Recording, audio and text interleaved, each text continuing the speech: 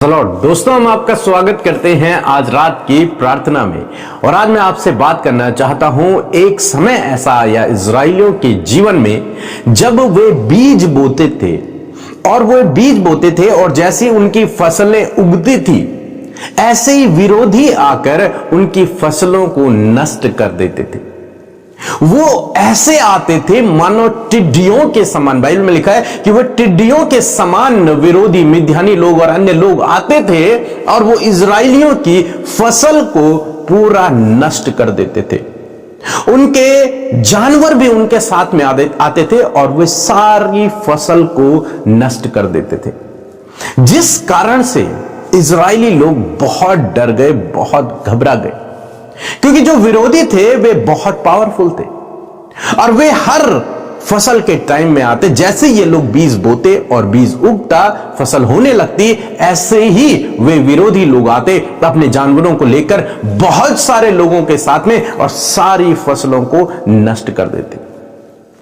अब ये इजरायली बहुत संघर्ष करने लगे अपने लाइफ में, इतना संघर्ष करने लगे कि बाइबल में लिखा है कि वे लोग पहाड़ियों में, गुफाओं में और किलों में और गड्ढों में रहने लगे, छिपने लगे। गड्ढों में छिप गए, गुफाओं में छिप गए, किलों में छिप गए, पहाड़ों में चले गए, डर के कारण, क्योंकि विरोधी लोग बहुत पावरफुल थे। इस डर के कारण वे छिप गए, गड्ढों में छिपे रहे। वहीं उन्होंने अपना जीवन यापन करना शुरू कर दिया डर के कारण। ऐसी स्थिति में जब वो बहुत डरे हुए थे, बहुत घबराए हुए थे, कोई उम्मीद नहीं थी, कोई आशा नहीं थी, मानो अकाल जैसा समय से होकर वो गुजर रहे थे, ऐसे समय में उन्होंने परमेश्वर से प्रार्थना करना शुरू किया।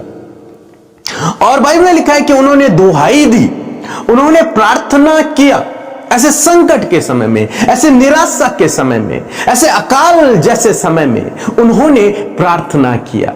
और जब उन्होंने परमेश्वर से प्रार्थना किया तो आप जानते हैं परमेश्वर दयालु परमेश्वर है, अनुग्रहकारी परमेश्वर है, क्षमा करने वाला परमेश्वर है। और परमेश्वर ने उनकी प्रार्थना को सुना। और जब परमेश्वर ने उनकी प्रार्थना को सुना, उनकी कराहट को जब परमेश्वर ने सुना, उनके दुख को जब परमेश्वर ने देखा, उनके आंसुओं को जब परमेश्वर ने देखा, तब परमेश्वर ने अपने एक नबी को वहां भेजा, अपने एक दूत को उनके पास भेजा।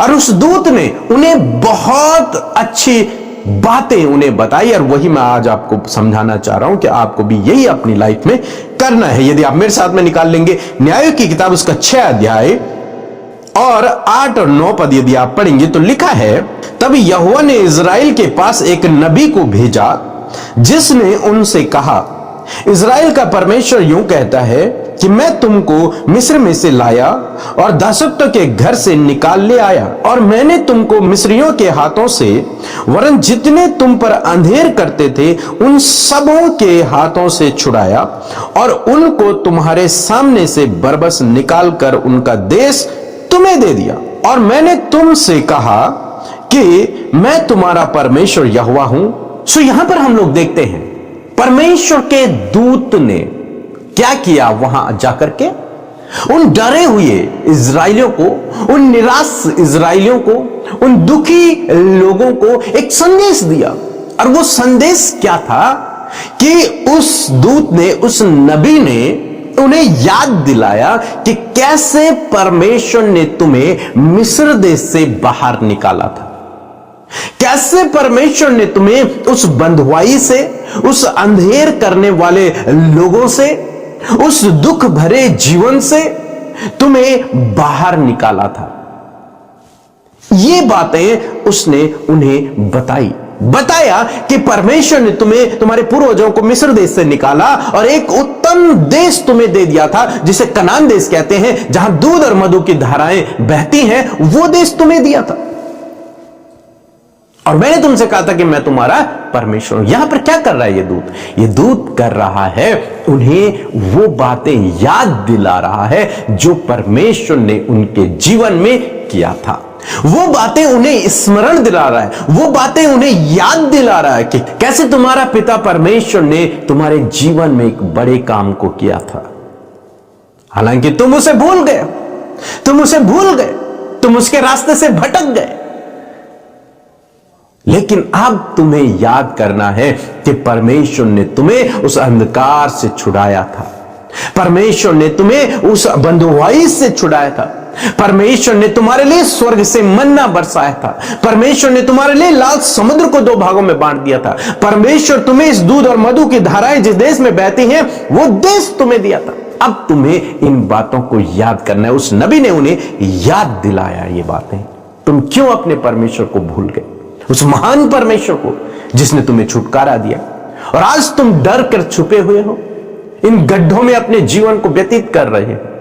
तुम्हें फिर से जरूरत है अपने परमेश्वर के करीब जाने की और उन्हीं बातों को फिर से याद करने की। जब परमेश्वर तुम्हें उस समय छुड़ा सकता है तो वो आज भी तुम्हें इनके हाथों से छुड़ा सकता है, आज भी वो छुटकारा दे सकता है। इसलिए परमेश्वर का नबी उनसे इस प्रकार की बातें करने लगा।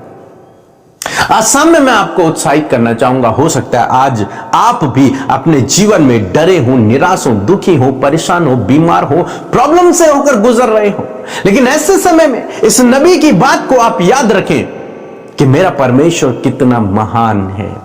उसने मुझे बीते दिनों बीमारियों से छुटकारा दिया था, उसने मुझे बीते दिनों जो कुछ उसने आपके जीवन में किया है, परमेश्वर ने जो कुछ आपके जीवन में किया है पिछले दिनों में, उन गवाहियों को, उन कामों को आप याद करें, उन गवाहियों को, उन कामों को आप याद करें कि परमेश्वर ने क्या आपके जीवन में किया था।